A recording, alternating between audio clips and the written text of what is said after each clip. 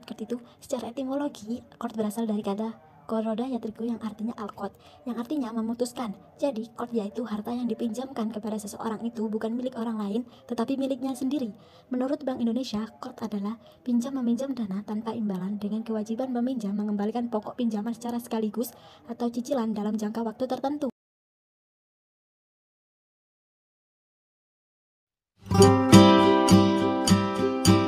Menurut kompilasi hukum ekonomi syariah, qard adalah penyediaan dana atau tagihan antar lembaga keuangan syariah dengan pihak peminjam yang mewajibkan pihak peminjam untuk melakukan pembayaran secara tunai atau cicilan dalam jangka waktu tertentu.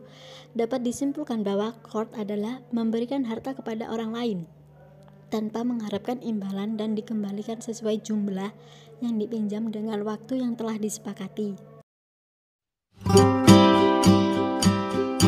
Fungsi akad qard: 1. Membantu nasabah yang sedang membutuhkan dana cepat untuk kebutuhan yang mendesak.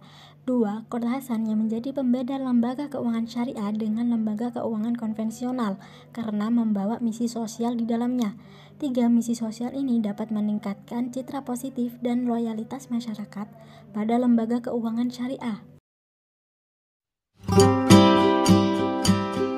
Apa saja sih syarat akad qard itu? Yuk mari kita bahas.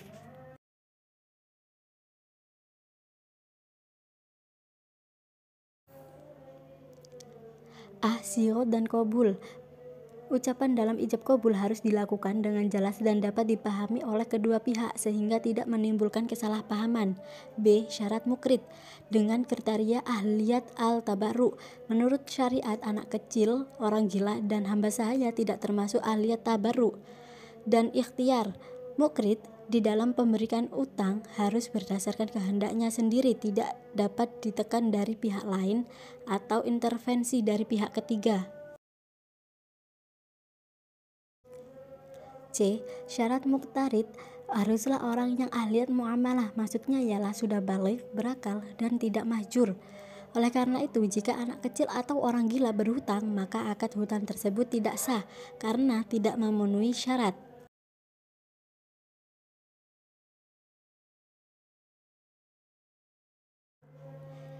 D. Syarat objek akad qard. Ulama Malikiyah, Syafi'iyah, dan Hanabilah berpendapat bahwa diperbolehkan melakukan qard atas semua benda yang bisa dijadikan objek salam.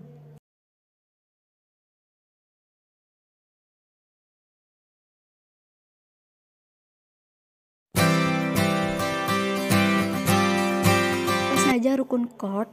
Rukun qard menurut ulama Hanafi adalah ijab dan qabul. Sementara menurut jumhur ulama, rukun qard ada 3. 1. Dua orang yang berakad yang terdiri dari muqrid dan muqtarid. 2. Qard. 3. sighah dan ijab qabul.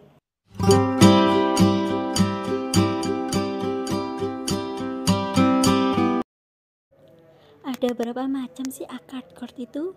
Yuk mari kita bahas. Menurut lembaga keuangan syariah, akad qard terdiri dari 2 macam. 1. Akad qard yang terjadi sebagai sarana untuk melengkapi transaksi lain yang bersifat komersial atau termasuk ke dalam akad-akad muawadah untuk mendapatkan keuntungan. Sedangkan yang kedua, akad qard yang berdiri sendiri dan hanya bermaksud sebagai tujuan sosial.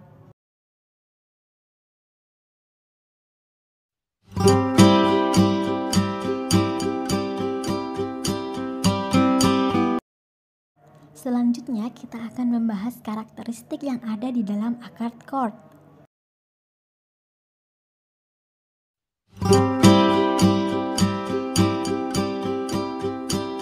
1. Tidaklah diperkenankan mengambil keuntungan apapun. 2. Pembiayaan menggunakan akad pinjam-meminjam ketika barang atau uang telah diterima oleh mustaqrid. 2. Al-qard biasanya dalam batas waktu tertentu.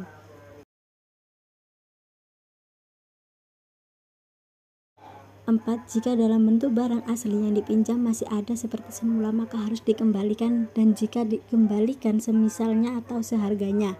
5. Jika dalam bentuk uang, maka nominal pengembalian sama dengan nominal peminjam.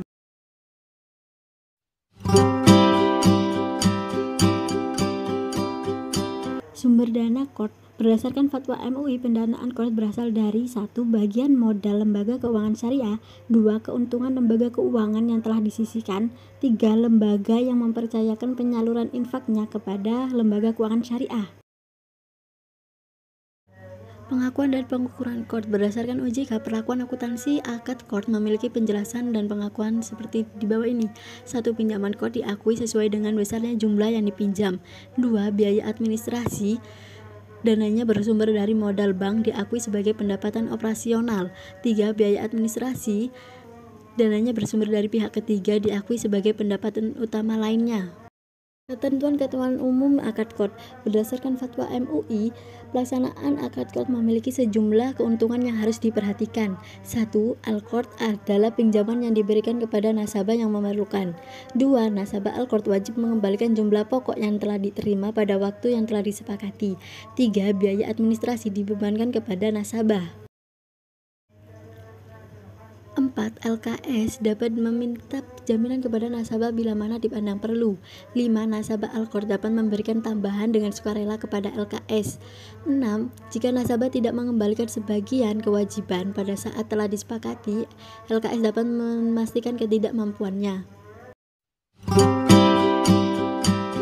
Larangan riba dalam akad Qard. Riba Qard adalah riba yang terjadi transaksi utang piutang yang tidak memenuhi kriteria. Di antara makosid larangan riba Qard adalah 1. Menghindari praktik kezaliman terhadap pelaku bisnis. 2. Karena dalam riba Qard untung muncul tanpa adanya resiko dan hasil usaha muncul tanpa adanya biaya. 3. Al-ghumul bila hurmin dan al-kharaj bila doman bertentangan dengan teori finance. 4. Dalam bisnis selalu ada untung dan rugi. Maka menggunakan bunga adalah suatu tindakan memastikan yang tidak ada pastinya. 5. Riba jahiliyah dilarang. 6. Mencegah para rentenir berbuat zalim kepada penerima pinjaman.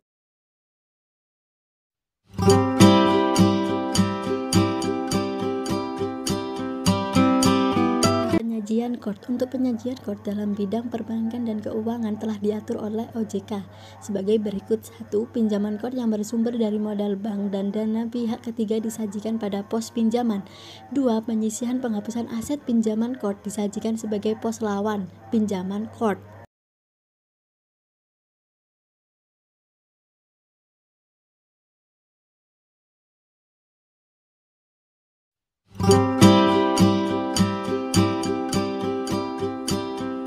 Pengaplikasian akad Qard di perbankan syariah.